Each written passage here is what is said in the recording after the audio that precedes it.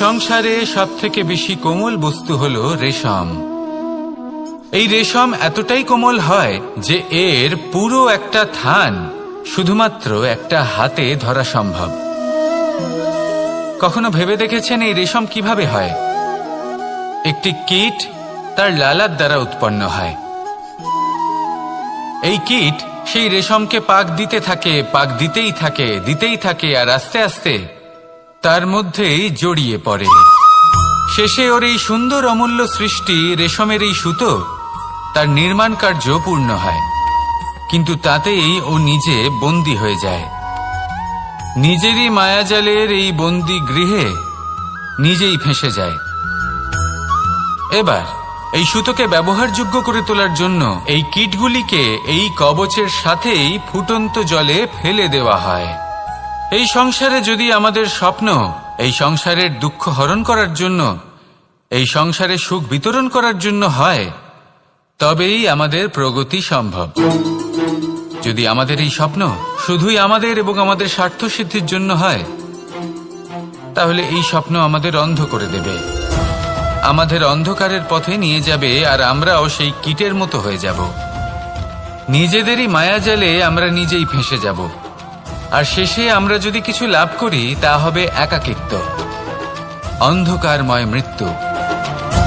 তাই স্বপ্ন অবশ্যই দেখুন, কিন্তু এমন ভাবে স্বপ্ন দেখবেন না যে তার এই বন্দিগৃহে আপনি নিজেই ফেঁসে গেলেন। স্বপ্ন দেখুন পরোপকারে।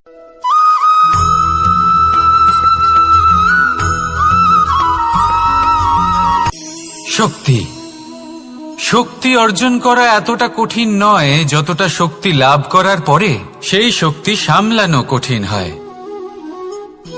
কারণ যেই মানুষ শক্তি লাভ করে তার মনে গর্ববোধ জন্মায়, জন্মায় অহংকার, জন্মায় জেদ। তাই শক্তি প্রাপ্ত করার সাথে বিনম্র থাকাও অত্যন্ত আবশ্যক। আর এটা আমাদের শেখা উচিত বৃক্ষের থেকে। বৃক্ষ যা আমাদের ফল দেয়, বৃক্ষ যা যত ফল দেয় ততটাই ঝুঁকে যায়। আমরা পাথর মারি ওই বৃক্ষের থেকে ফল প্রাপ্ত করার জন্য।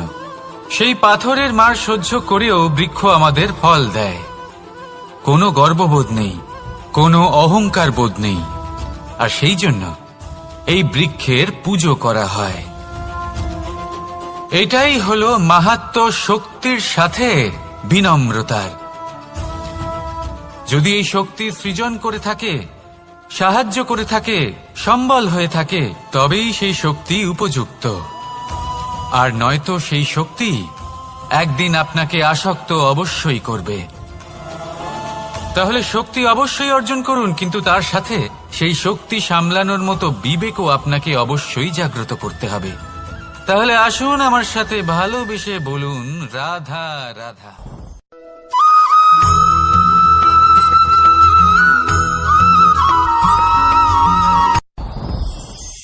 সাথী সাথী এই শব্দটির ব্যাখ্যা কে কিভাবে করে? মিত্র, সখা, বন্ধু। কিন্তু অর্থ একটাই, তিনি যিনি আপনার সঙ্গী হন আর তিনি যার সাথী আপনি হন। এবার সব থেকে বড় প্রশ্ন হলো এটাই যে তিনি কে হতে পারেন যাকে আপনি আপনার সাথী বলে মেনে নিতে পারেন, নিজের সখা, নিজের মিত্র, নিজের বন্ধু মেনে নিতে পারেন। আপনার সাথী হলেন তিনি যিনি দুঃখের সময় আপনার পাশে থাকবেন, আপনার হাত ধরে থাকবেন। আপনার সাথী হলেন তিনি যার হাত আপনি নিজের সুখের দিনে ধরে থাকবেন। সেই সাথীরই হাত ধরুন যিনি দুঃখে সবসময় আপনাকে সাহায্য করার জন্য তৎপর হয়ে থাকেন, আপনার পাশে থাকেন, আর যাকে সুখের দিনে আপনি আপনার সাথে রাখতে পারেন। আর যখন আপনার সাথে আপনার এই সাথী থাকবে তখন আপনি এটা বুঝবেন যে যখন জীবনে দুঃখ আসে তখন এই দুঃখ কমে যায়, সবার মধ্যে ভাগ হয়ে যায়। আর যদি তখন সুখ আসে তাহলে সেটা সবার উপস্থিতিতে আরো বেড়ে যায়। এটাই হলো প্রেম, এটাই হলো ভালোবাসা, এটাই হলো সঙ্গ। যেমন সম্পর্ক আমার আর রাধার মাঝে। তাহলে আসুন আর আমার সাথে ভালোবেসে বলুন রাধা রাধা।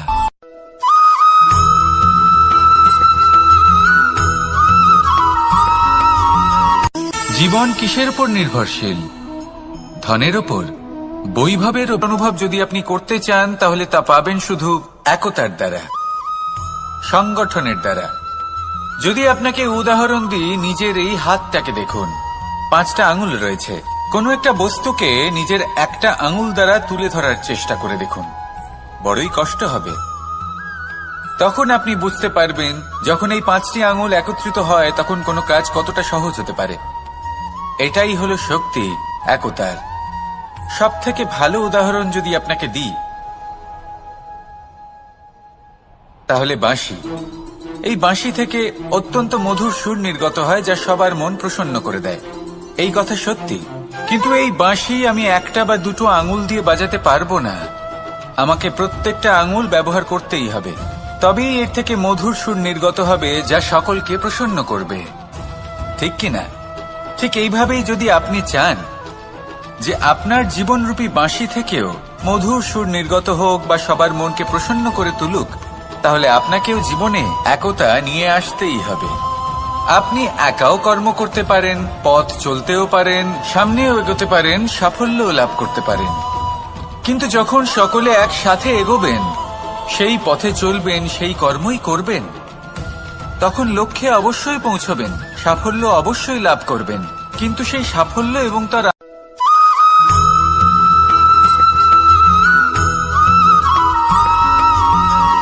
পুরুষার্থ। শাস্ত্রে 4 ধরনের পুরুষার্থের কথা বলা হয়েছে। প্রথম হলো ধর্ম। আপনি কি জানেন এই ধর্ম আসলে কি? আপনার কি মনে হয় ধর্ম আসলে কি? কোনো বিশেষ ঈশ্বরকে মানাই কি ধর্ম বলা হয়?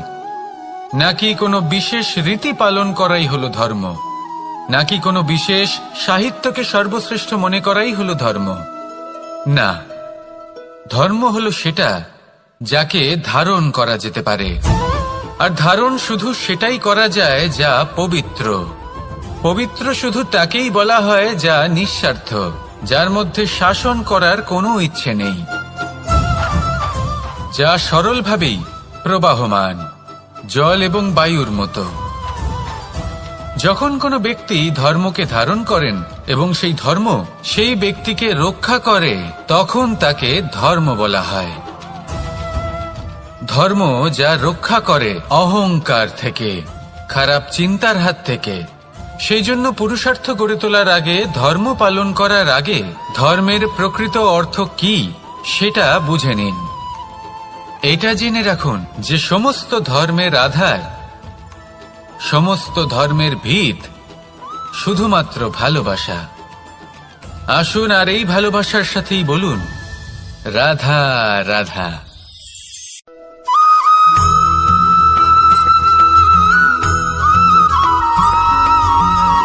কেউ বলে জীবন খুব ক্ষণস্থায়ী, কেউ বলে জীবন হলো একটা সুন্দর স্বপ্নের মতো, আবার কেউ বলবে জীবন হলো এক কঠোর সত্য। কিন্তু জীবন আসলে কি? জীবন হলো আপনারই প্রতিবিম্ব, একটা দর্পণ। অর্থাৎ আপনি জীবনকে সেইভাবেই পাবেন যেরকম আপনি নিজেকে প্রতিপন্ন করবেন। যদি আপনি দর্পণের দিকে তাকিয়ে হাসেন, তাহলে আপনি সামনে হাসি মুখী দেখতে পাবেন। এবার যদি আপনি গম্ভীর হয়ে থাকেন, তাহলে আপনি একজন রুষ্ট ব্যক্তি দেখতে পাবেন। শেষে সবথেকে বেশি গুরুত্বপূর্ণ হলো আপনার চেষ্টা। আপনাকে সবসময় চেষ্টা করতে হবে যাতে আপনি নিজেকে প্রসন্ন এবং ইতিবাচক মনোভাবে রাখেন। এটা হলো আপনারই উত্তরদায়িত্ব, তাকে পালন করুন। এই মনকে প্রসন্ন রাখুন, এই সংসারকে সুন্দর বলে মনে হবে। আর এই মন প্রসন্ন হয়ে বলবে রাধা রাধা।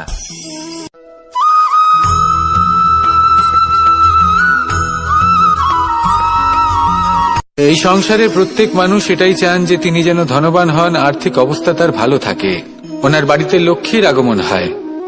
কিন্তু সেটা হবে কি করে, সেটাই হলো প্রশ্ন। কেউ বলেন যে যদি পরিশ্রম করো তাহলে ধন অর্জন সম্ভব, কেউ বলেন যে যদি বিদ্যা লাভ হয় তবেই ধন অর্জন সম্ভব, কেউ বলেন যে যদি বলশালী হও তবেই সম্পন্ন থাকবে। ভালো কথা, যদি তাই হয়ে থাকে, তবে দিনমজুর সারা দিন পরিশ্রম করেন, তিনি কেন ধনী হন না?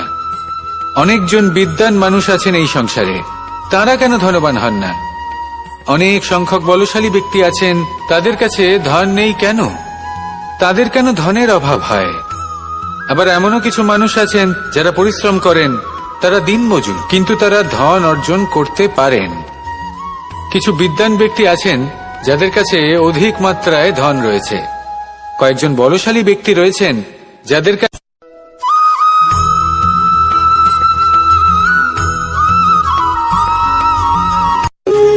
যখন মানুষের মৃত্যু হয় তখন কি হয়?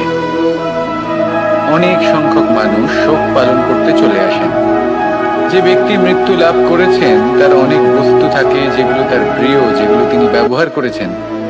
তার শয্যা, তার বস্ত্র, তার আভূষণ সবকিছু তার থেকে বিচ্ছিন্ন করা হয় এবং খালি হাতে তাকে শ্মশানের উদ্দেশ্যে রওনা করা হয়। আমি আপনাকে এই প্রশ্ন করতে চাই, আপনি এই সংসারে কি অর্জন করেছেন? ধন, সম্পত্তি, বস্ত্র, আভূষণ, এই সবকিছু যে আপনি অর্জন করেছেন, আপনার মৃত্যুর পরে তা আপনার থেকে দূর হয়ে যাবে। এর উত্তর হলো একটাই, আপনার কর্ম। শুধু সেটাই আছে যা একান্ত আপনার, আর শুধু সেটাই এই সংসার থেকে চলে যাওয়ার পরেও সংসারেই জীবিত থাকবে।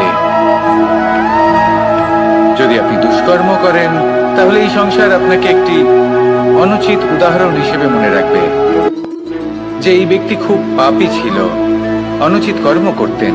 যে পথে তিনি চলেছেন সেই পথে কারোর চলা উচিত নয়।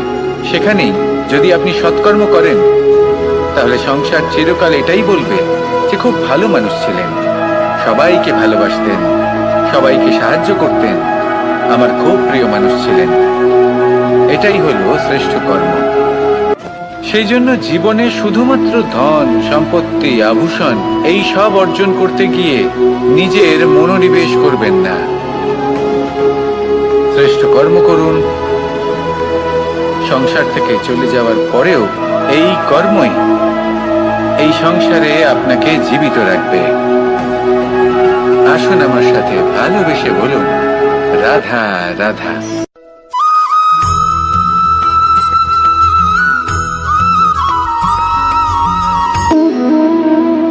সম্পর্ক হলো আমাদের জীবনের একটি আধার। কিছু সম্পর্ক এমন যে আমরা জন্মসূত্রে লাভ করি, যেমন পরিবার, মা, বাবা। কিছু সম্পর্ক আছে যে আমরা জীবনে অর্জন করে থাকি, তা সে প্রেমের হোক, স্নেহের হোক বা বন্ধুত্বের। এই সকল সম্পর্ক লাভ করার বা গড়ে তোলার 5টি ধাপ রয়েছে। প্রথম ধাপ, কোনো ব্যক্তির সাথে আলাপ হওয়া, তার সাথে কথা বলা বা তাকে দেখা। দ্বিতীয় ধাপ, সে ব্যক্তিকে আমাদের ভালো লাগা। তৃতীয় ধাপ, আমাদের এটা চাইতে শুরু করা যে জীবনে এই ব্যক্তি যেন আমাদের বন্ধু হন, আমাদের জীবনে থাকেন, বা আমাদের কাউকে ভালোবেসে ফেলা আর এটা আমাদের ভাবা বা চাওয়া যে সেই ব্যক্তি যেন আজীবন আমার সাথে থাকেন, আমার জীবনে আমার সাথী হয়ে। চতুর্থ ধাপ, লাভ করা। এবার এই ধাপটি অনেক মানুষের পক্ষেই খুবই সরল হয়, বড়ই সরল ভাবে নিজেদের সঙ্গীকে লাভ করে থাকেন। কিছু মানুষের জন্য এই ধাপ অত্যন্ত কঠিন হয়ে থাকে। অনেক প্রতিকূল পরিস্থিতির উপর জয়লাভ করে তারা সঙ্গীকে লাভ করেন, কিন্তু লাভ অবশ্যই করেন। এরপরে আসে পঞ্চম, অন্তিম এবং সব থেকে গুরুত্বপূর্ণ ধাপ। সেটা হলো সেই সম্পর্ক পালন করা। এটা হলো এমন এক বিষয় যা প্রত্যেক মানুষের শেখা উচিত। যদি ব্যক্তি নিজের জীবনে সম্পর্ক রক্ষা করতে শিখে যান, তবে প্রত্যেক সম্পর্ক তার জীবনকে স্বর্গ করে তুলবে। আসুন আর আমার সাথে ভালোবেসে বলুন, রাধা রাধা।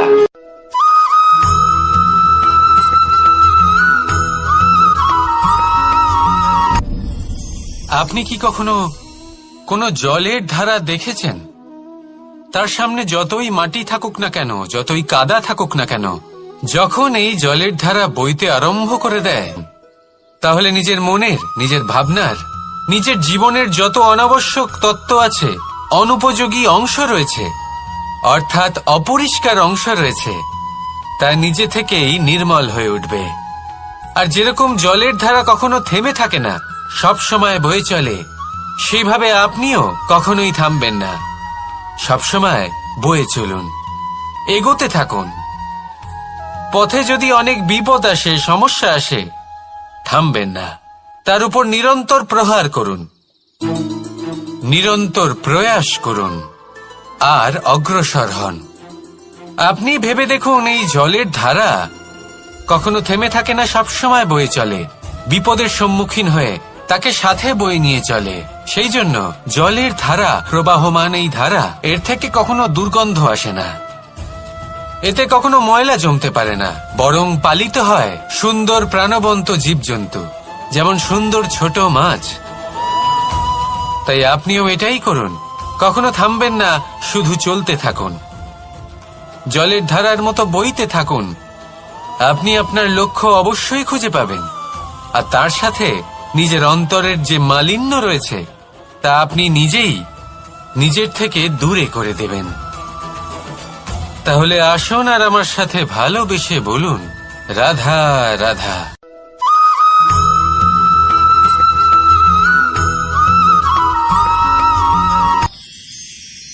মানুষ তার জীবনে দুই ধরনের পরিস্থিতিকে খুব ভয় পায়। এক, কোনো কারণবশত কারোর সামনে নত হওয়া। দুই, কোনো কারণে নিজের চরিত্র থেকে, নিজের মূল্যবোধ থেকে বিচ্যুত হওয়া। এবার কেন হয় এরকম যে কথায় কথায় কারোর সামনে নত হতে হয়? কেন বারংবার নিজের চরিত্র থেকে চ্যুত হতে হয়? এরকম কেন হয়? এটা তখনই হয় যখন আমাদের শিক্ষা এবং মূল্যবোধের অভাব থাকে। যদি মানুষের মধ্যে প্রকৃত শিক্ষা থাকে, তাহলে এই সংসারে কোনো সময় এবং কারোর সামনেই নত হওয়ার কোনো প্রয়োজন নেই। যদি মানুষের মধ্যে মূল্যবোধ থাকে, তাহলে তাকে নিজের মূল্যবোধ বা চরিত্র থেকে বিচ্যুত হতে হয় না, তা সে যাই হয়ে যাক না কেন। কোনো বালককে যদি জন্ম থেকেই সুশিক্ষার অধিকারী করা হয়, শিক্ষিত করা হয়, মূল্যবোধের অধিকারী করা হয়, তবে সে এই সংসারে এমন কর্ম করবে যাতে সে নিজেকে, নিজের পরিবারকে, সমগ্র সমাজকে গর্বিত করতে পারে। শিক্ষা লাভ করুন, মূল্যবোধ লাভ করুন এবং আমার সাথে ভালোবেসে বলুন, রাধা রাধা।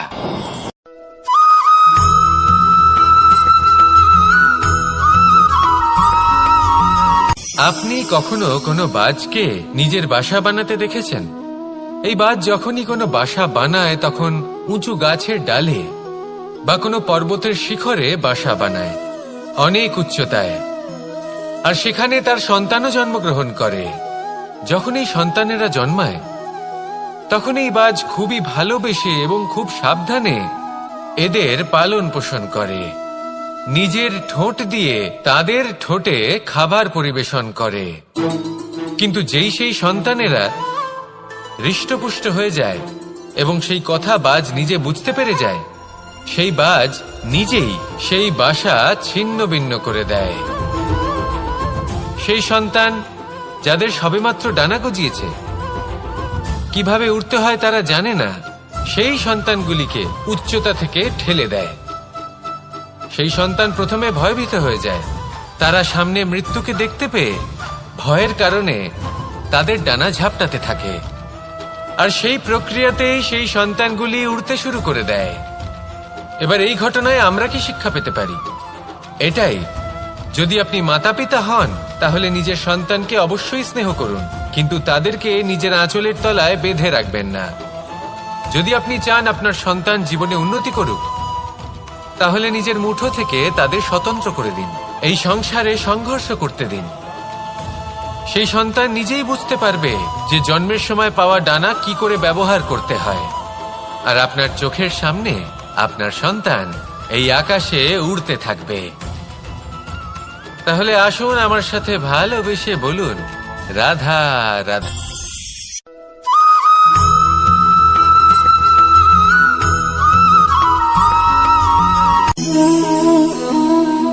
নিয়তি।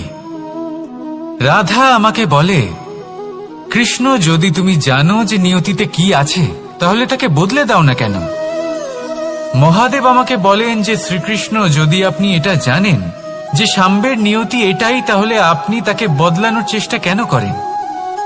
কেন? কারণ আমি একজন পিতা, আর পিতার কর্তব্য এটাই, তিনি যেন সম্ভাব্য সব চেষ্টা করেন নিজের সন্তানের মঙ্গলের জন্য। নিয়তি আমি জানি, কিন্তু এটাও আমি জানি যে কর্মের থেকে বড় আর কোনো নিয়তি হতে পারে না। অভিজ্ঞতাও রয়েছে যে কর্মের হাতে নিয়তির এই চক্র বদলে যেতে পারে। তাই জীবনে যদি আপনার কখনো এমন মনে হয় যে এটা তো অসম্ভব, তখনও চেষ্টা করা কখনোই ছাড়বেন না। কে বলতে পারে আপনারই কর্মের কোনো এক বীজ হয়তো নিয়তির চাকায় আটকে গেল, আর নিয়তিকে নিজের পথ পাল্টাতে হলো, ঠিক কিনা? সেই জন্য নিয়তিকে ভাগ্য মেনে নিয়ে চুপ করে বসে থাকবেন না। নিজের নিয়তি স্বয়ং নিজের কর্মের দ্বারা নির্ধারিত করুন, কারণ আপনার এই কর্মের ওপরেই আপনার অধিকার রয়েছে। আর এই অধিকারকে নিয়তি অনেক সময় সম্মানও করে। তাহলে আসুন আর আমার সাথে ভালোবেসে বলুন, রাধা রাধা।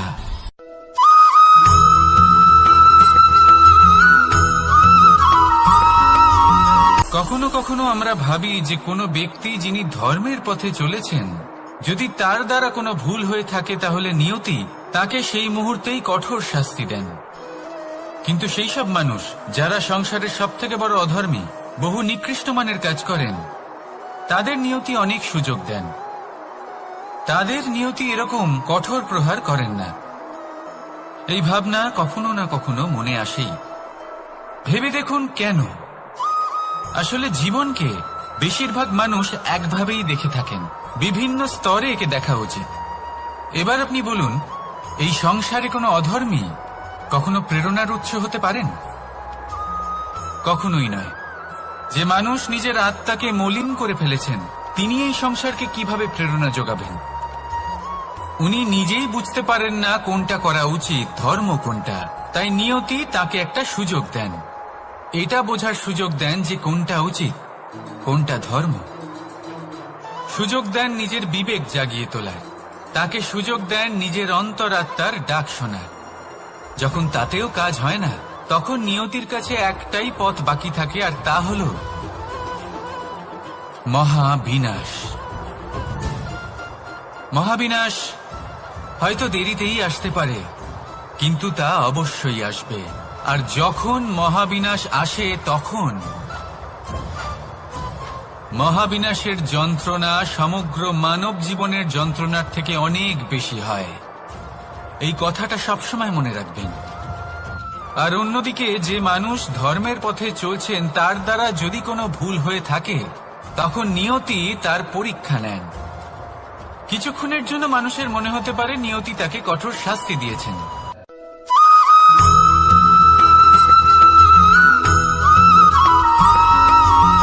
এই সংসারে কখনো কোনো ব্যক্তিকে তার বাইরের পোশাক দেখে বিচার করার চেষ্টা করবেন না। এটা খুব বড় ভুল করবেন। যেমন আমরা জীবনে অনেক সময় এমন করি, ধরুন কোথাও একটা গাছ দেখলাম, খুব বিশাল আকারের একটা গাছ, যেটা মাটির থেকে অনেক উঁচুতে পৌঁছে গেছে, যার বিশাল শাখা আছে। সেগুলো দেখে আমরা ভাবি যে এই গাছে হয়তো কত সুস্বাদু ফল আছে। আমরা সেই গাছের পরিচর্যা করতে থাকি। আবার অন্যদিকে হলো একটি তৃণ, যেটা মাটি থেকে কিছুটা উঁচুতে পৌঁছেছে, কিন্তু সেই তৃণর নিচে, মাটির নিচে অত্যন্ত সুস্বাদু ফল বা সবজি জন্ম নেয়, যা আমাদের স্বাস্থ্যের পক্ষে অত্যন্ত উপকারী। সেই জন্য কখনো আবরণ দেখে কাউকে বিচার করতে চেষ্টা করবেন না। তার বদলে এটা বোঝার চেষ্টা করুন যে আপনার সামনে যে ব্যক্তি আছে বা বস্তু আছে, তার বিশেষত্ব কি। যদি এই বিশেষত্ব বোঝার ক্ষমতা আপনি অর্জন করেন, যদি এই শিল্প আপনি নিজের ভেতরে জাগ্রত করেন, তাহলে এই সংসারে বিশেষত্ব কি সেটা আপনি জানতে পারবেন। আর এই সমস্ত খেলা দৃষ্টি থেকে নয়, দৃষ্টিভঙ্গি থেকে জন্ম নেয়। দৃষ্টিভঙ্গি সবসময় শুভ রাখুন, আর আমার সাথে ভালোবেসে বলুন, রাধা রাধা।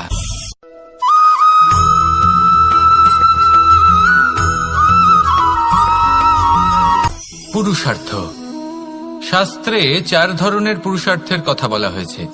প্রথম হল ধর্ম, আপনি কি জানেন এই ধর্ম আসলে কি? আপনার কি মনে হয় ধর্ম আসলে কি? কোনো বিশেষ ঈশ্বরকে মানাই কি ধর্ম বলা হয়? নাকি কোনো বিশেষ রীতি পালন করাই হলো ধর্ম? নাকি কোনো বিশেষ সাহিত্যকে সর্বশ্রেষ্ঠ মনে করাই হলো ধর্ম? না, ধর্ম হলো সেটা যাকে ধারণ করা যেতে পারে। আর ধারণ শুধু সেটাই করা যায় যা পবিত্র। পবিত্র শুধু তাকেই বলা হয় যা নিঃস্বার্থ, যার মধ্যে শাসন করার কোনো ইচ্ছে নেই, যা সরলভাবেই প্রবাহমান, জল এবং বায়ুর মতো। যখন কোনো ব্যক্তি ধর্মকে ধারণ করেন এবং সেই ধর্ম সেই ব্যক্তিকে রক্ষা করে, তখন তাকে ধর্ম বলা হয়। ধর্ম যা রক্ষা করে অহংকার থেকে, খারাপ চিন্তার হাত থেকে। সেই জন্য পুরুষার্থ গড়ে তোলার আগে, ধর্ম পালন করার আগে ধর্মের প্রকৃত অর্থ কি সেটা বুঝে নিন। এটা জেনে রাখুন যে সমস্ত ধর্মের আধার, সমস্ত ধর্মের ভিত শুধুমাত্র ভালোবাসা। আসুন আর এই ভালোবাসার সাথেই বলুন রাধা রাধা।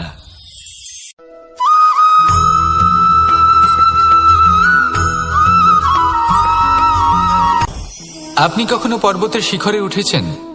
আপনি দেখতে পাবেন পর্বতের পদতলে প্রচুর সুন্দর ফুল রয়েছে, সবুজ বনানী রয়েছে। যত আপনি ওপরে উঠতে থাকবেন তত ফুল কমতে থাকবে, সবুজ বনানী কমতে থাকবে। আরো কিছুটা ওপরে উঠলে কাঁটা জাতীয় গাছ দেখতে পাবেন, শুকনো গাছ দেখতে পাবেন। আরো যদি ওপরে ওঠেন তাহলে পাষাণ দেখতে পাবেন। আরো ওপরে উঠলে হিমখণ্ড দেখতে পাবেন। এই যে পর্বত, তা মনুষ্য জীবনের সবথেকে উত্তম উদাহরণ। মানুষ যখন সাফল্যের শিখরে পৌঁছতে চান, মহানুভবতার শিখরে পৌঁছতে চান, পথে যত আস্তে আস্তে উপরে উঠতে থাকেন, ততই ভৌতিক বস্তু তার থেকে বিচ্ছিন্ন হতে থাকে। যদি তিনি সেই ভৌতিক বস্তুগুলি ত্যাগ না করতে পারেন, তাহলে কখনোই সেই স্থানে পৌঁছতে পারবেন না। আর মানুষ যদি উচিত ত্যাগ করতে পারেন, পথে অগ্রসর হতে থাকেন, এগোতে থাকেন, তাহলে একদিন না একদিন তিনি মহানুভবতার, জ্ঞানের, সাফল্যের হিমের স্বাদ অবশ্যই লাভ করবেন। মনে রাখবেন, মানব জীবনে ত্যাগ হলো অত্যন্ত গুরুত্বপূর্ণ অংশ। আসুন আমার সাথে ভালোবেসে বলুন রাধা রাধা।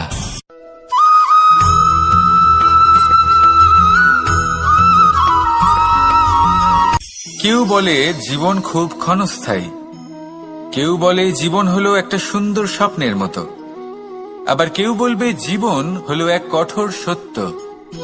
কিন্তু জীবন আসলে কি? জীবন হলো আপনারই প্রতিবিম্ব, একটা দর্পণ। অর্থাৎ আপনি জীবনকে সেইভাবেই পাবেন যেরকম আপনি নিজেকে প্রতিপন্ন করবেন। যদি আপনি দর্পণের দিকে তাকিয়ে হাসেন, তাহলে আপনি সামনে হাসি মুখী দেখতে পাবেন। এবার যদি আপনি গম্ভীর হয়ে থাকেন, তাহলে আপনি একজন রুষ্ট ব্যক্তি দেখতে পাবেন।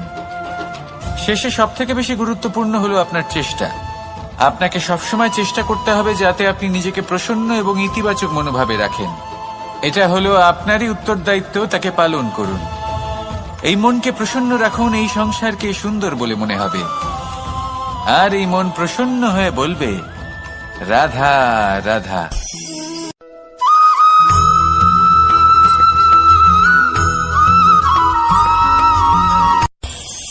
এই সংসারে আমরা প্রকাশ কোথা থেকে পাই?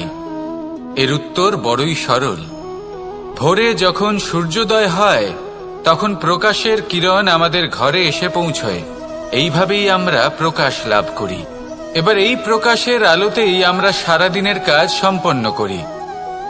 সন্ধে হয়ে যায়, সূর্যাস্ত হয়ে যায়। আর আমাদের ঘর যাতে অন্ধকার না হয়, তার জন্য আমরা একটা প্রদীপ প্রজ্বলিত করি। এটাই ঘটে আমাদের জীবনেও। এবার প্রবাহমান আয়ুর সাথে আমরা আমাদের অন্তরে যদি একটা প্রদীপ প্রজ্বলিত করে নিই, তাহলে বিষয়টাই অন্যরকম হবে। এবার আপনি বলবেন, কোন প্রকাশের কথা বলছি যা আমাদের অন্তরে জাগ্রত করা সম্ভব? আমাদের আত্মার মাঝে প্রেমের প্রকাশ জাগ্রত করার কথা বলছি। কারণ আমাদের এই জীবন, এও হলো দিনের আলোর মতো। আজ প্রকাশ আছে, কিন্তু কোনোদিন অবশ্যই অস্ত হবে। কিন্তু অস্ত হবার আগে যদি আমরা আমাদের আত্মার মাঝে প্রেমের এই প্রকাশ উজ্জ্বলিত করে নিই, তাহলে আমাদের সন্ধ্যাকালও আমরা আনন্দে এবং প্রেমে যাপন করব। তাহলে আসুন আর আমার সাথে ভালোবেসে বলুন, রাধা রাধা।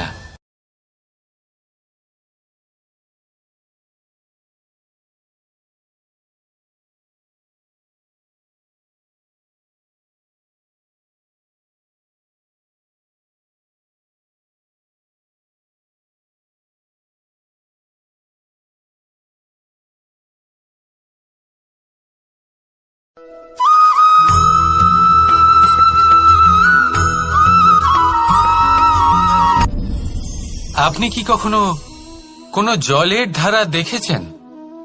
তার সামনে যতই মাটি থাকুক না কেন, যতই কাদা থাকুক না কেন, যখন এই জলের ধারা বইতে আরম্ভ করে দেয়, তাহলে নিজের মনের, নিজের ভাবনার, নিজের জীবনের যত অনাবশ্যক তত্ত্ব আছে, অনুপযোগী অংশ রয়েছে, অর্থাৎ অপরিষ্কার অংশ রয়েছে, তা নিজে থেকেই নির্মল হয়ে উঠবে।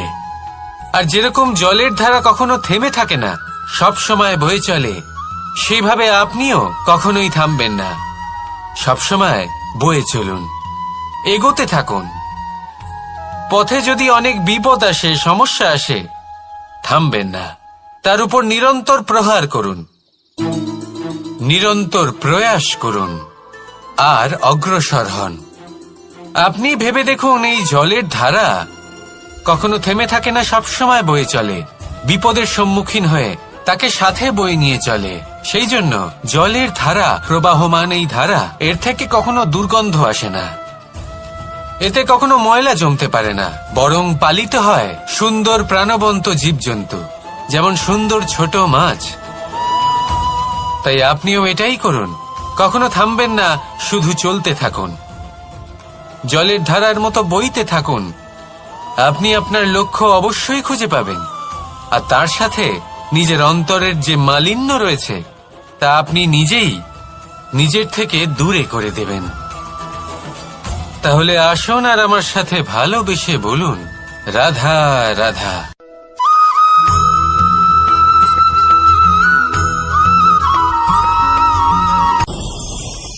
ভয়ের সাথে আমরা সবাই পরিচিত, কষ্টও আমরা সবাই পেয়েছি। কখনো কখনো আমরা অসুস্থ হয়ে পড়ি, আর এমন সময় হলে মাতার মমতা, কখনো বাবার স্নেহ, কখনো বন্ধুদের পাশে থাকার অনুভূতি আমাদের রোগ নিরাময়ে সাহায্য করে। কখনো যদি আমরা নিরাশ হয়ে পড়ি, তখন যদি আমাদের কোনো আপনজন আমাদের দুটো ভালো কথা বলে, তখন আমাদের মনোবল বেড়ে যায়। ঠিক তেমন সংসারের এই রঙ্গমঞ্চে যদি আপনি পীড়িত অনুভব করেন,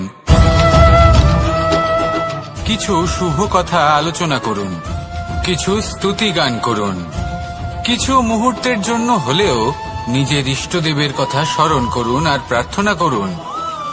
সাহস বাড়বে, শক্তিও বৃদ্ধি পাবে এবং সামনে এগিয়ে চলার পথও দেখতে পাবেন। তখন এই মন প্রসন্ন হয়ে বলবে, রাধা রাধা।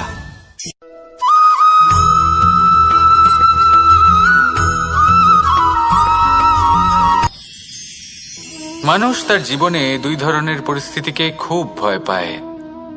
এক, কোনো কারণবশত কারোর সামনে নত হওয়া। দুই, কোনো কারণে নিজের চরিত্র থেকে, নিজের মূল্যবোধ থেকে বিচ্যুত হওয়া। এবার কেন হয় এরকম যে কথায় কথায় কারোর সামনে নত হতে হয়? কেন বারংবার নিজের চরিত্র থেকে চ্যুত হতে হয়? এরকম কেন হয়? এটা তখনই হয় যখন আমাদের শিক্ষা এবং মূল্যবোধের অভাব থাকে। যদি মানুষের মধ্যে প্রকৃত শিক্ষা থাকে, তাহলে এই সংসারে কোনো সময় এবং কারোর সামনেই নত হওয়ার কোনো প্রয়োজন নেই। যদি মানুষের মধ্যে মূল্যবোধ থাকে, তাহলে তাকে নিজের মূল্যবোধ বা চরিত্র থেকে বিচ্যুত হতে হয় না, তা সে যাই হয়ে যাক না কেন। কোনো বালককে যদি জন্ম থেকেই সুশিক্ষার অধিকারী করা হয়, শিক্ষিত করা হয়, মূল্যবোধের অধিকারী করা হয়, তবে সে এই সংসারে এমন কর্ম করবে যাতে সে নিজেকে, নিজের পরিবারকে, সমগ্র সমাজকে গর্বিত করতে পারে। শিক্ষা লাভ করুন, মূল্যবোধ লাভ করুন এবং আমার সাথে ভালোবেসে বলুন, রাধা রাধা।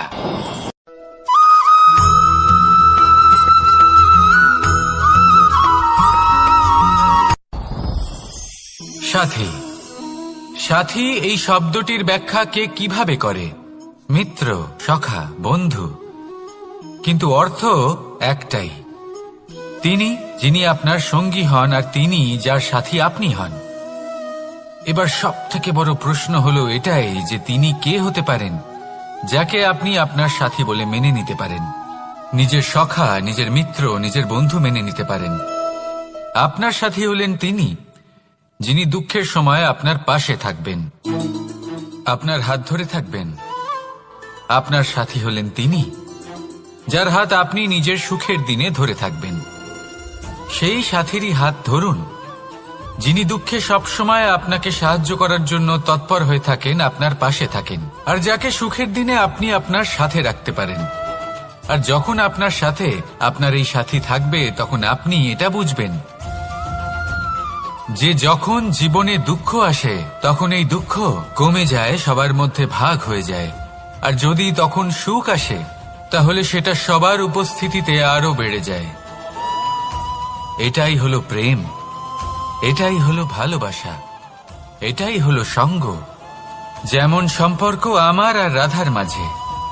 তাহলে আসুন আর আমার সাথে ভালোবেসে বলুন, রাধা রাধা।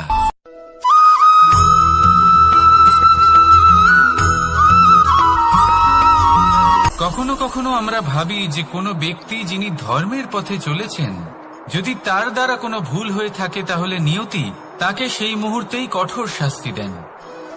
কিন্তু সেই সব মানুষ যারা সংসারের সবথেকে বড় অধর্মী, বহু নিকৃষ্ট মানের কাজ করেন, তাদের নিয়তি অনেক সুযোগ দেন। তাদের নিয়তি এরকম কঠোর প্রহার করেন না। এই ভাবনা কখনো না কখনো মনে আসেই। ভেবে দেখুন কেন? আসলে জীবনকে বেশিরভাগ মানুষ একভাবেই দেখে থাকেন, বিভিন্ন স্তরে একে দেখা উচিত। এবার আপনি বলুন, এই সংসারে কোনো অধর্মী কখনো প্রেরণার উৎস হতে পারেন? কখনোই নয়। যে মানুষ নিজের আত্মাকে মলিন করে ফেলেছেন তিনি এই সংসারকে কিভাবে প্রেরণা যোগাবেন? উনি নিজেই বুঝতে পারেন না কোনটা করা উচিত, ধর্ম কোনটা। তাই নিয়তি তাকে একটা সুযোগ দেন, এটা বোঝার সুযোগ দেন যে কোনটা উচিত, কোনটা ধর্ম। সুযোগ দেন নিজের বিবেক জাগিয়ে তোলার, তাকে সুযোগ দেন নিজের অন্তরাত্মার ডাক শোনার। যখন তাতেও কাজ হয় না তখন নিয়তির কাছে একটাই পথ বাকি থাকে, আর তা হল মহাবিনাশ। মহাবিনাশ হয়তো দেরিতেই আসতে পারে, কিন্তু তা অবশ্যই আসবে। আর যখন মহাবিনাশ আসে তখন মহাবিনাশের যন্ত্রণা সমগ্র মানব জীবনের যন্ত্রণার থেকে অনেক বেশি হয়। এই কথাটা সবসময় মনে রাখবেন। আর অন্যদিকে যে মানুষ ধর্মের পথে চলছেন তার দ্বারা যদি কোনো ভুল হয়ে থাকে তখন নিয়তি তার পরীক্ষা নেন। কিছুক্ষণের জন্য মানুষের মনে হতে পারে নিয়তি তাকে কঠোর শাস্তি দিয়েছেন।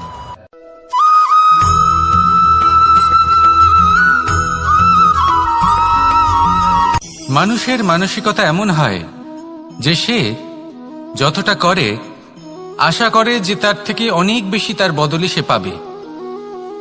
দেখুন, সবকিছুই আপনার ভাবনা চিন্তার উপর নির্ভর করছে। আপনি যদি ফলের বিষয়ে ভেবে কর্ম করতে থাকেন তাহলে সেটা অনুচিত। জীবনের আসল আনন্দ হলো নিজের কর্ম করতে থাকা, ফলের চিন্তা করা উচিত নয়। যদি আপনি এরকম ভাবেন যে আমি এতটা করছি, আমার এতটা পাওয়া উচিত, সেই ভাবনা অনুচিত। যদি আপনি সেবার মানসিকতা নিয়ে কর্ম করতে থাকেন, কর্মচক্রে প্রবাহিত হন, যদি আপনি এমন ভাবনা রাখেন যে আমি এতটা পাচ্ছি তাই এর থেকে অনেক বেশি আমি কর্ম করব, তাহলে নিশ্চিতরূপে আপনি যতটা করছেন তার থেকে অনেক বেশি আপনি পাবেন, আপনার আশার থেকে অনেক বেশি আপনি পাবেন। শুধু জীবনে অনেক বেশি কাজ করতে থাকুন, ফলের চিন্তা করবেন না। আর মনে রাখবেন, এই ভাবনাই সব থেকে বড় বীজ। কর্মের উপর বিশ্বাস রাখুন, জীবনে যা যা আপনি চান সবই সুখময় হবে। আসুন আর আমার সাথে ভালোবেসে বলুন, রাধা রাধা।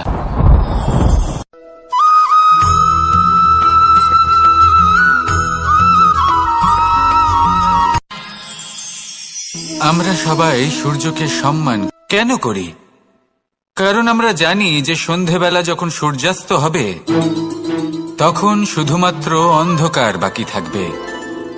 ঠিক কিছুটা এরকমই হয় আমাদের মাতা পিতাও, যিনি আমাদের জন্ম দেন, আমাদের ভরণ পোষণ করেন, আমাদের বড় করেন, আমাদের প্রেম প্রদান করেন।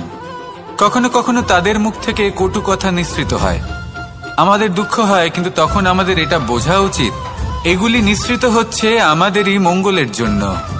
যেমন সূর্যদেব, উনিও উত্তাপ দিয়ে থাকেন আমাদেরই মঙ্গলের জন্য, যাতে ফসল পাকতে পারে, যাতে জল বাষ্প হয়ে মেঘ হতে পারে, বৃষ্টি হতে পারে, আর এই সংসারে নিরন্তর জলের প্রবাহ থাকে। আমাদের মাতা পিতা, তাদের কঠোর আচরণ, তাদের কঠোর অনুশাসনের পেছনে লুকিয়ে থাকে ওনাদের ভালোবাসা। আমাদের তা বুঝতে হবে, সসম্মানে ওনাদের গ্রহণ করতে হবে। কারণ ঠিক সূর্যাস্তের পরে যেমন চতুর্দিক অন্ধকারচ্ছন্ন হয়ে যায়, তেমনি আমাদের জীবন থেকে যখন আমাদের মাতা পিতা চলে যায় তখন আমাদের জীবনেও শুধু এবং শুধুমাত্র অন্ধকারই ছেয়ে থাকে। সেই জন্য নিজের মাতা পিতাকে সম্মান করুন, ওনাদের ভালোবাসা প্রদান করুন। এই মন আর এই জীবন প্রসন্ন হয়ে বলবে, রাধা রাধা।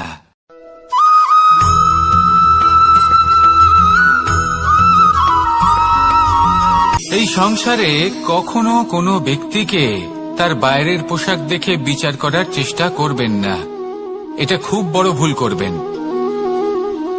যেমন আমরা জীবনে অনেক সময় এমন করি, ধরুন কোথাও একটা গাছ দেখলাম, খুব বিশাল আকারের একটা গাছ, যেটা মাটির থেকে অনেক উঁচুতে পৌঁছে গেছে, যার বিশাল শাখা আছে। সেগুলো দেখে আমরা ভাবি যে এই গাছে হয়তো কত সুস্বাদু ফল আছে, আমরা সেই গাছের পরিচর্যা করতে থাকি। আবার অন্যদিকে হলো একটি তৃণ, যেটা মাটি থেকে কিছুটা উঁচুতে পৌঁছেছে, কিন্তু সেই তৃণর নিচে, মাটির নিচে অত্যন্ত সুস্বাদু ফল বা সবজি জন্ম নেয়, যা আমাদের স্বাস্থ্যের পক্ষে অত্যন্ত উপকারী। সেই জন্য কখনো আবরণ দেখে কাউকে বিচার করতে চেষ্টা করবেন না, তার বদলে এটা বোঝার চেষ্টা করুন যে আপনার সামনে যে ব্যক্তি আছে বা বস্তু আছে তার বিশেষত্ব কি। যদি এই বিশেষত্ব বোঝার ক্ষমতা আপনি অর্জন করেন, যদি এই শিল্প আপনি নিজের ভেতরে জাগ্রত করেন, তাহলে এই সংসারে বিশেষত্ব কি সেটা আপনি জানতে পারবেন। আর এই সমস্ত খেলা দৃষ্টি থেকে নয়, দৃষ্টিভঙ্গি থেকে জন্ম নেয়। দৃষ্টিভঙ্গি সবসময় শুভ রাখুন আর আমার সাথে ভালোবেসে বলুন, রাধা রাধা।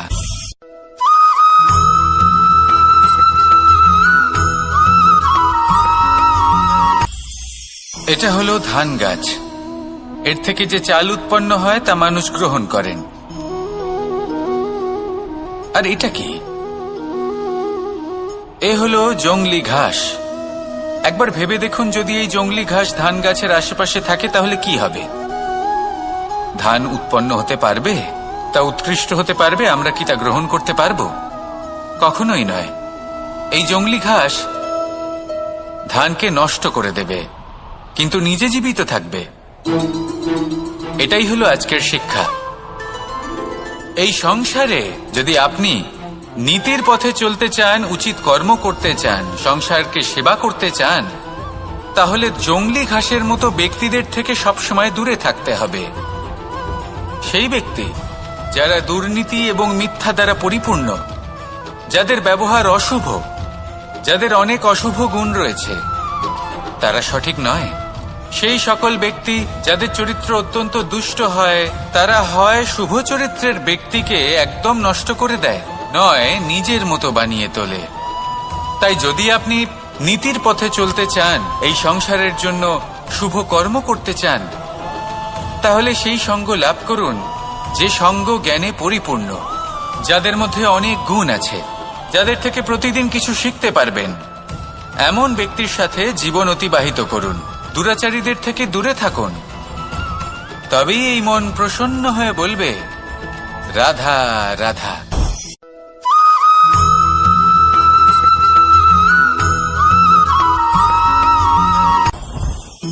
জীবনে কিছু শেখা অত্যন্ত গুরুত্বপূর্ণ। এবার কি কি শিখতে হবে সেই সব শেখানোর জন্য অনেক শিক্ষক রয়েছেন, কিন্তু কি শিখবেন না আর কি করবেন না এটা আমাদের নিজের অভিজ্ঞতা দিয়ে শিখতে হয়। কিন্তু তার মানে এটা নয় যে যদি আপনাকে শিখতে হয় যে আগুনের তাপ কতটা, আপনাকে আগুনের মধ্যে হাত দিতে হবে। না, অন্য কারোর অভিজ্ঞতা দ্বারাও শিখতে পারেন। প্রশ্ন শুধুমাত্র একটাই যে আপনি কি শিখতে চান নাকি চান না। যদি আপনি এটাই ভাবেন যে আমি শুধুই নিজের অভিজ্ঞতা দ্বারাই শিখতে চাই, তাহলে জীবনকাল ছোট মনে হবে, অনেক কিছুই শিখতে পারবেন না। তাই নিজের সাথে সাথে বড়দের অভিজ্ঞতা দ্বারাও শেখা শুরু করে দিন।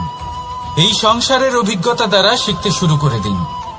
আর এটা নিশ্চিত রূপে শেখা আবশ্যক যে কখন কি করবেন না, কোথায় থামতে হবে আর কোথায় থামবেন না। তাহলে আসুন আর আমার সাথে ভালোবেসে বলুন রাধা রাধা।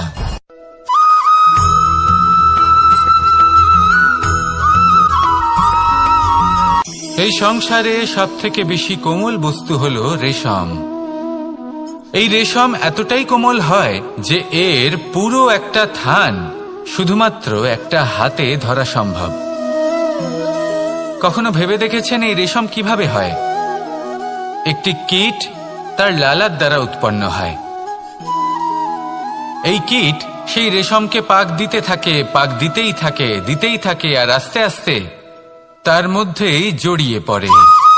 শেষে ওর এই সুন্দর অমূল্য সৃষ্টি রেশমের এই সুতো তার নির্মাণ কার্য পূর্ণ হয়, কিন্তু তাতেই ও নিজে বন্দী হয়ে যায়। নিজেরই মায়াজালের এই বন্দী গৃহে নিজেই ফেঁসে যায়। এবার এই সুতোকে ব্যবহারযোগ্য করে তোলার জন্য এই কীটগুলিকে এই কবচের সাথেই ফুটন্ত জলে ফেলে দেওয়া হয়। এই সংসারে যদি আমাদের স্বপ্ন এই সংসারের দুঃখ হরণ করার জন্য, এই সংসারে সুখ বিতরণ করার জন্য হয়, তবেই আমাদের প্রগতি সম্ভব। যদি আমাদের এই স্বপ্ন শুধুই আমাদের এবং আমাদের স্বার্থ সিদ্ধির জন্য হয়, তাহলে এই স্বপ্ন আমাদের অন্ধ করে দেবে, আমাদের অন্ধকারের পথে নিয়ে যাবে, আর আমরাও সেই কীটের মতো হয়ে যাব। নিজেদেরই মায়াজালে আমরা নিজেই ফেঁসে যাব, আর শেষে আমরা যদি কিছু লাভ করি তা হবে একাকিত্ব, অন্ধকারময় মৃত্যু। তাই স্বপ্ন অবশ্যই দেখুন, কিন্তু এমন ভাবে স্বপ্ন দেখবেন না যে তার এই বন্দিগৃহে আপনি নিজেই ফেঁসে গেলেন। স্বপ্ন দেখুন পরোপকারে।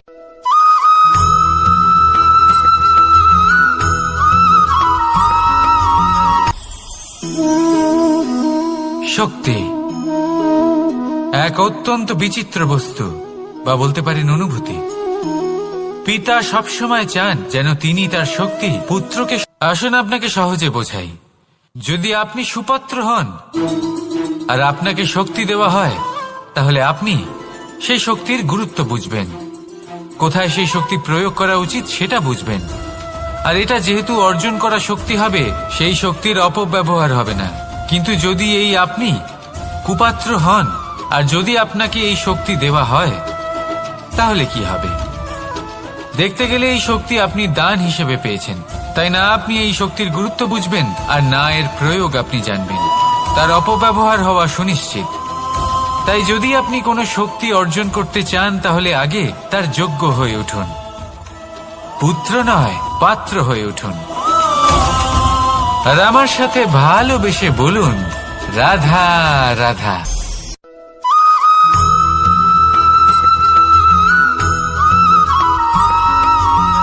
এই সংসারে প্রত্যেক মানুষ এটাই চান যে তিনি যেন ধনবান হন, আর্থিক অবস্থা তার ভালো থাকে, ওনার বাড়িতে লক্ষ্মীর আগমন হয়। কিন্তু সেটা হবে কি করে, সেটাই হলো প্রশ্ন। কেউ বলেন যে যদি পরিশ্রম করো তাহলে ধন অর্জন সম্ভব, কেউ বলেন যে যদি বিদ্যা লাভ হয় তবেই ধন অর্জন সম্ভব, কেউ বলেন যে যদি বলশালী হও তবেই সম্পন্ন থাকবে। ভালো কথা, যদি তাই হয়ে থাকে, তবে দিনমজুর সারা দিন পরিশ্রম করেন, তিনি কেন ধনী হন না? অনেকজন বিদ্বান মানুষ আছেন এই সংসারে, তারা কেন ধনবান হন না? অনেক সংখ্যক বলশালী ব্যক্তি আছেন, তাদের কাছে ধন নেই কেন? তাদের কেন ধনের অভাব হয়? আবার এমনও কিছু মানুষ আছেন যারা পরিশ্রম করেন, তারা দিনমজুর, কিন্তু তারা ধন অর্জন করতে পারেন। কিছু বিদ্বান ব্যক্তি আছেন যাদের কাছে অধিক মাত্রায় ধন রয়েছে। কয়েকজন বলশালী ব্যক্তি রয়েছেন যাদের কাছে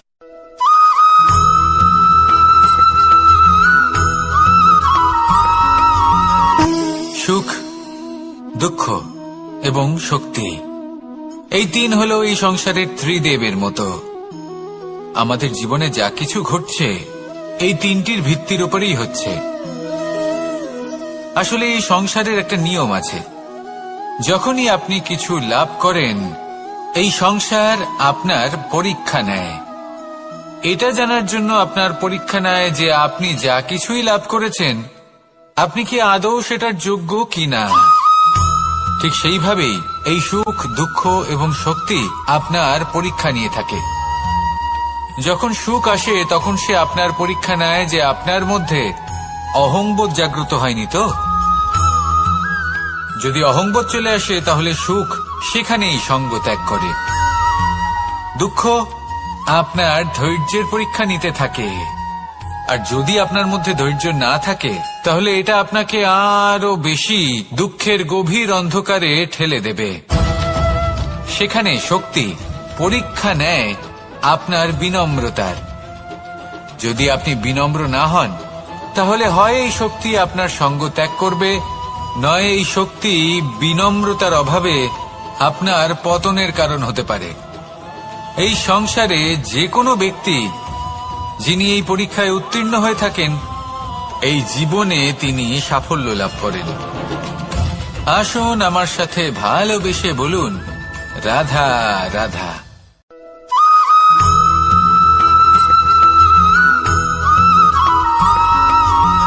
পঞ্চতত্ত্বের মধ্যে দ্বিতীয় তত্ত্ব হল ধরণী, ভূমি, যাকে আমরা ধরণী মাতা বলি।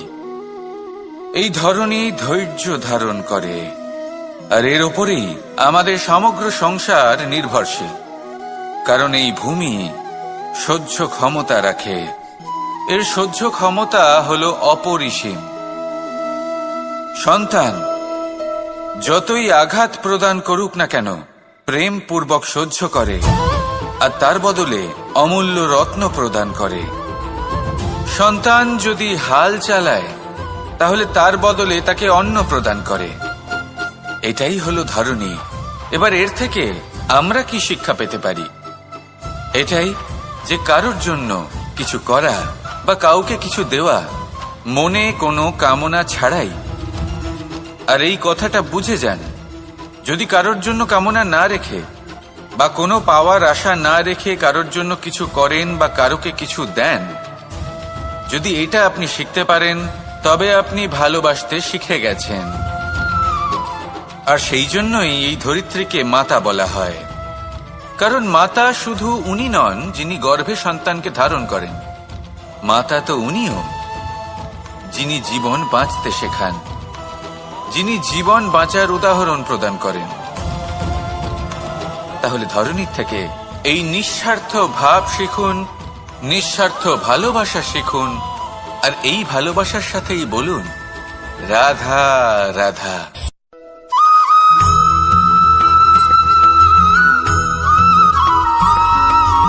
মানুষ জন্মগ্রহণ করে, তার সাথে ভয়েরও জন্ম হয়। ছোটবেলা থেকেই আমাদের মনে কোনো না কোনো প্রকারের ভয় থেকেই যায়। কেউ এই বিষয়ে ভয় পায় যে তার কোনো বস্তু তার থেকে দূরে চলে যাবে, কেউ এই বিষয়ে ভয় পায় যে আমি নিজেকে হারিয়ে ফেলব, কেউ এই ভেবে ভয় পায় যে আমার প্রিয়জনেরা তারা যেন আমার থেকে দূরে না চলে যায়, কেউ এই ভেবে ভয় পায় যে আমরা যেন পথ না হারিয়ে ফেলি, আদি ইত্যাদি। কিন্তু সত্যি কথা বলতে ভেবে দেখুন এই ভয় বাস্তবে কি? শুধুই একটা মনস্থিতি, আর কিছুই নয়। যা কিছু আপনি জীবনে পেয়েছেন তা একদিন আপনাকে হারাতে হবে। এই জীবন হলো আপনারই, কিন্তু তাও একদিন সমাপ্ত হবে। তাই ভয় পেয়ে কি লাভ? এই ভয় শুধু আপনাকে জীবন যাপন করা থেকে বাধা দিচ্ছে, আর কিচ্ছু নয়। পথ হারিয়ে ফেললেই বুঝতে পারবেন যে নতুন পথ কিভাবে বানাতে হয়। কিছু মানুষকে জীবন থেকে হারালে তবেই আপনি বুঝবেন যে আপনার আপনজনকে। এই ভয়ের কারণে ভীত হয়ে থাকবেন না। এই তারা নক্ষত্র অন্ধকারের অভাবে গুরুত্ব হারায়। শিবকেও মহাদেব হওয়ার জন্য বিষপান করতে হয়েছিল। প্রত্যেক পরিস্থিতি, প্রত্যেক সাফল্য আপনার পরীক্ষা নেবে। তাতে উত্তীর্ণ হওয়া হলো আপনার কর্ম। যখনই আপনি ভয় পাবেন বা সংকটের সম্মুখীন হবেন, তখন সাহসের সাথে তার সম্মুখীন হন। মনে রাখবেন, যে সম্মুখীন হতে জানে, সাফল্য তার সাথে সবসময় থাকে। আসুন আর আমার সাথে ভালোবেসে বলুন, রাধা রাধা।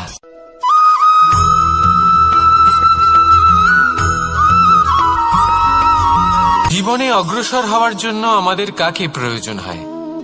মাতা পিতা, বন্ধু, প্রেম, সাহায্য, অর্থ, পরিশ্রম, আশা।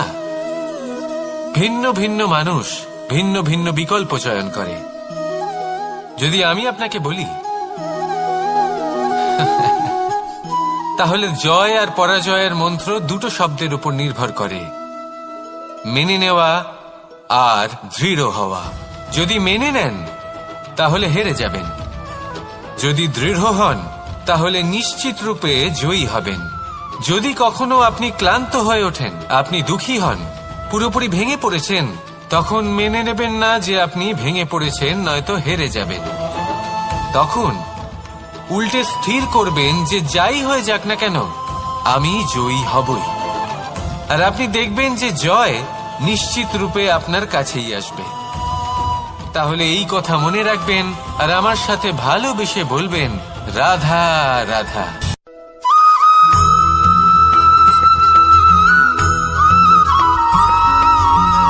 এই সংসারে কোনো বস্তু হোক বা ব্যক্তি হোক, তার একার গুরুত্ব কিন্তু খুব বেশি নয়।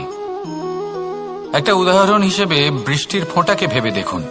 যদি একটি বৃষ্টির ফোঁটা হয় তাহলে তার খুব বেশি গুরুত্ব থাকে না, কিন্তু যখন সহস্র বৃষ্টির ফোঁটা মেঘের মধ্যে দিয়ে ঝরে পড়ে, তখন সেটা বর্ষার রূপ ধারণ করে। সেই বর্ষা যা এই প্রকৃতিকে শান্ত করে। সেইভাবেই পাথরের ছোট টুকরো, তার খুব বেশি গুরুত্ব থাকে না, কিন্তু যখন অসংখ্য পাথরের টুকরো একত্রিত হয় তখন তা পর্বতের আকার ধারণ করে। সেইভাবেই কিছু মানুষ যখন একত্রিত হন তখন তৈরি হয় পরিবার, কিছু পরিবার যখন একত্রিত হয় তখন তৈরি হয় সমাজ, যখন অনেক সংখ্যক সমাজ একত্রিত হয় তখন তৈরি হয় রাজ্য। এবার এই রাজ্যের সবথেকে গুরুত্বপূর্ণ ব্যক্তি হতে পারেন রাজা, কিন্তু তাও সেই রাজা একা কিছু করতে পারেন না। যুদ্ধ লড়ার সময় তারও নিজের সৈন্যদলকে প্রয়োজন পড়ে। কিন্তু এই সংসারে এমন একজন ব্যক্তি আছেন যিনি একাই সব কাজ করতে থাকেন, এবং সেই ব্যক্তি হলেন মা। আমাদের জীবনে একজন পিতার ভূমিকা কিন্তু নিঃসন্দেহে অমূল্য, কিন্তু আমাদের সকলের জীবনে যে ভূমিকা একজন মায়ের তা অন্য কারোর থাকে না। একজন মা একাই সন্তানকে বড় করতে পারেন, সংস্কারী করে তুলতে পারেন, তার জন্য পরিশ্রম করেন। আর এত কিছু কাজ করার পরেও তার কাজের জন্য তিনি প্রশংসা অবশ্য পান না। উল্টে যদি সেই সন্তান অনুচিত পথে চালিত হয়, অনুচিত কর্ম করে, তখন সেই মাকেই অপবাদের পাত্র হয়ে উঠতে হয়। আমাদের জীবনে মায়ের যোগদান কতটা সেটা বুঝুন। আপনাকে বড় করে তোলার জন্য উনি কতটা পরিশ্রম করেছেন সেটা বুঝুন। আজ থেকে, এখন থেকে, এই মুহূর্ত থেকে মাকে সম্মান করতে শিখুন। যখন সময় পাবেন, যখন সুযোগ হবে, তখন তার প্রশংসা করুন, ওনারও ভালো লাগবে। আর মায়ের এই মমতার জন্য, তার এই ভূমিকার জন্য আসুন সবাই মিলে আমরা তাকে প্রণাম করি, আর সকলে মিলে ভালোবেসে বলি, রাধা রাধা।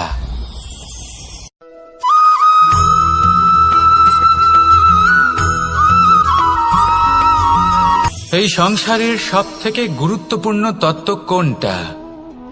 প্রথম হলো সময়।